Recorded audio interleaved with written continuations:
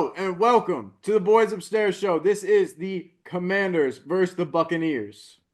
Yes. Woo! Jayden Daniels playoff debut. This is a 8 p.m. Sunday night football game. Bucs are -3 in Tampa, Raymond James Stadium. Totals 50.5. We'll give it to Sandy.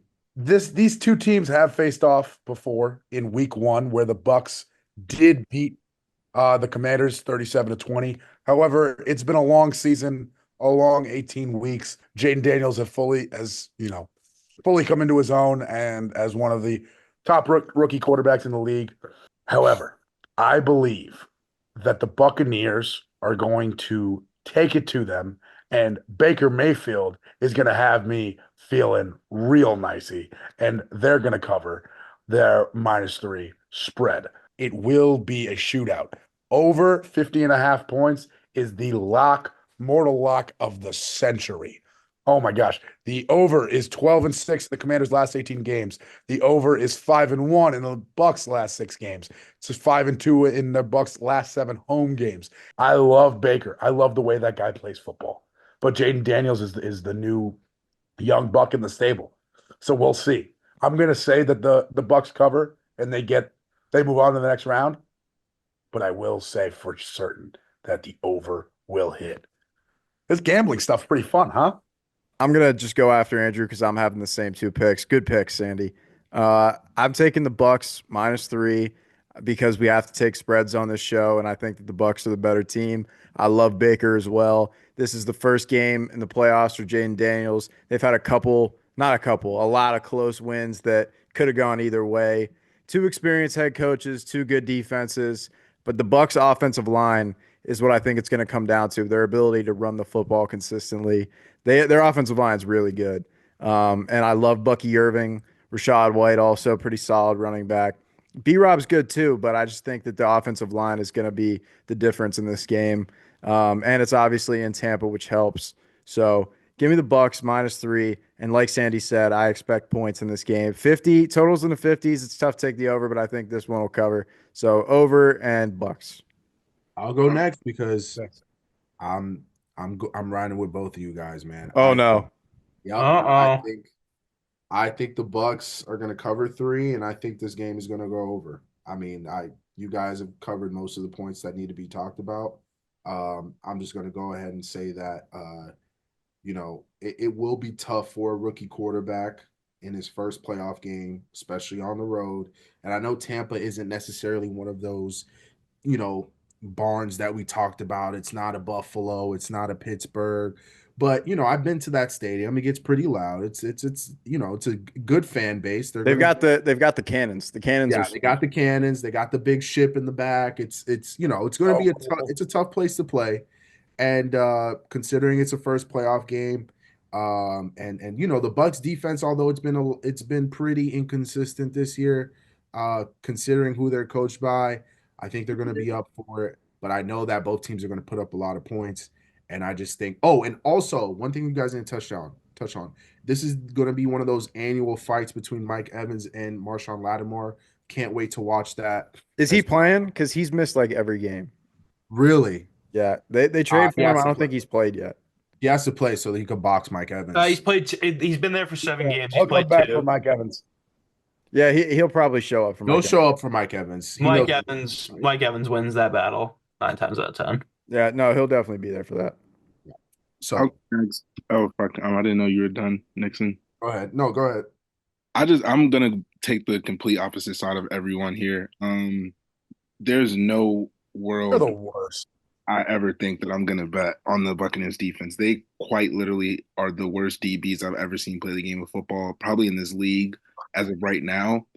Um, I think what holds the Bucks defense together is the front seven, and they dominate teams that run the ball. If you're a team that is airing it out like the Redskins or like the Commanders, I'm sorry, but like the Commanders, uh, Command Skins team. Kick him out. You're canceled, Cam. You're fucking canceled. Yep. Get him out of here. but I don't think it matters. Like, they have great running backs, obviously B Rob and Austin Eckler. Is Austin Eckler alive with us right now? He's playing, right? No, I think he died. Either still, the Reds or the Commanders, they have like a very receiving back type of system. This isn't we're running the ball down your throat. That's our game plan. That's never their game plan. They have too many weapons on the offensive side at receiver to even consider that as a game plan.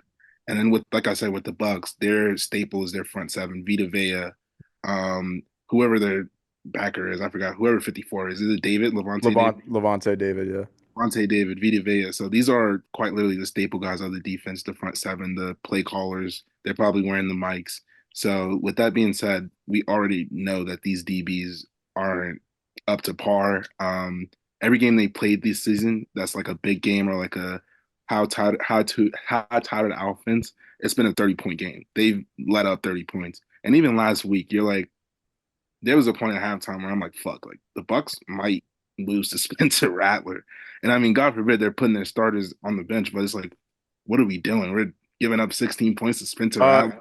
Cam, the Washington Commanders literally the week before that almost lost to Spencer Rattler / Jake Haener. So last play of the game they won. That's what I'm Maybe we should put some respect on Spencer Rattler. Ever think about that? never. But it gets even if you go past like week 10, it's just 30 points after 30 points. They gave up 23 to the 49ers, who were damn near injured the whole season, 30 to the Chiefs, 30 to the Falcons, 41 to the Ravens, 27 to the Saints. And thank Jesus Christ they won 51 and 27. But there's no world where the Saints should be putting up 27 points on any defense in this league this year. They better score every drive because if they don't, then they're probably going to lose this game with their DBs being pass interference merchants.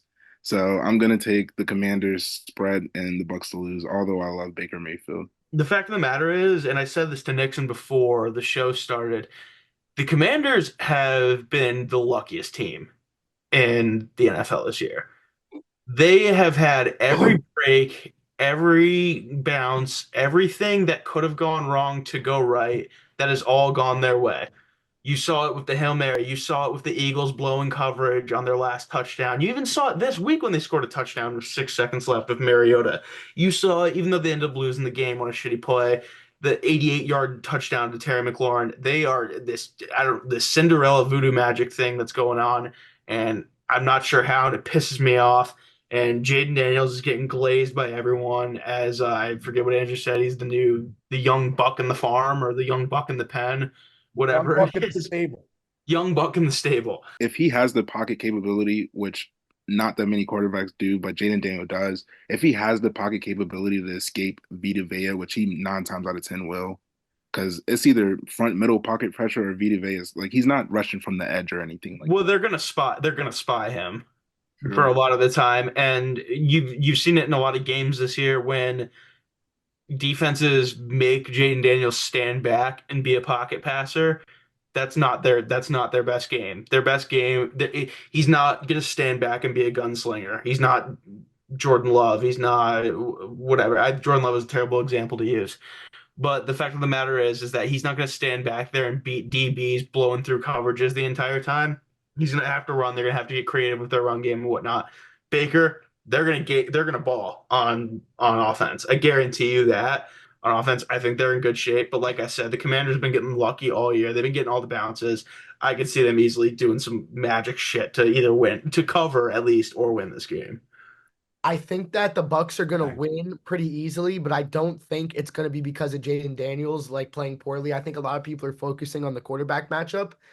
But I feel like the Commanders' defense has been pretty like wishy-washy this season. They've been up and down. They struggled early on. They might have done a little better towards the end of the year, but they kind of struggled this year, and I feel like that's going to get exposed. Like people were saying, the Bucks are experienced. Let's not forget last year, same scenario. They ended up with a home playoff game. They blew the Eagles out the water. They won like 33-9 or something. And then they almost beat the Lions. They lost by one score. Baker threw a pick on the last drive. They gave the Lions a game when I feel like the Lions were probably a better roster. So I think that the Buccaneers, Mike Evans has been playing at an unworldly level, since he's been healthy. And that's going to show. Obviously, they don't have Godwin, but McMillan's been stepping up. They got Trey Palmer, so I feel like they have enough to get it done. The Commanders, I think Daniels will be fine. He was like CJ last year, like he did it all year. I don't see why he won't do it again. And like people were saying, the Buccaneers defense isn't nothing too special. So I feel like that he'll play fine, but I still think they're not going to cover.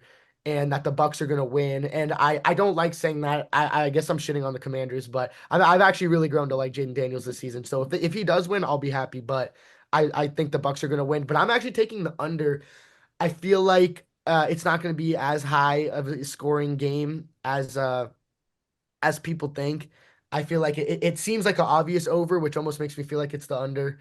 And Baker and Jane Daniels, they've been two electric QBs all season. People have been talking about Jane Daniels' season, but Baker had more passing yards, more touchdowns, better completion percentage, and a higher rating. The only thing that Jane Daniels did better was have less picks, but that's what you get with the Baker experience. He's going to throw 15, 16 picks, but he's going to get the job done. But I think that even though these are two good QBs, that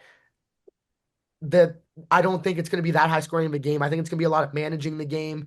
I feel like they're going to be trying to move the chains. This isn't going to be like a lot of 50-yard bombs and stuff. I feel like this is going to be a lot of offenses flowing. They're going to try to get Jayden Daniels, first playoff game as a rookie. They're probably going to try to get him to throw hitches, outs, slants, get him going, get him confident for his first playoff game. And I feel like, the Bucs, they always know how to move the chains. They know how to have nice drives. So I feel like that even though these are two good offenses, two good quarterbacks, that the over's high, and I think this is going to be a very well managed game. So I think that it's not going to get to 51. I feel like this is going to be like a 24-20 type of game, 27-20 type of game. So if the over wasn't so high, I would think this was definitely an over, but I think it's just going to be a little under. So definitely the Bucs in the over. I think Baker is just going to swerve that corner, man. And he's going to go ball out, and so is Jayden Daniels. We're just going to see a high scoring game, but we'll have to see. All right, hey, like and subscribe, tell your friends. See you next week.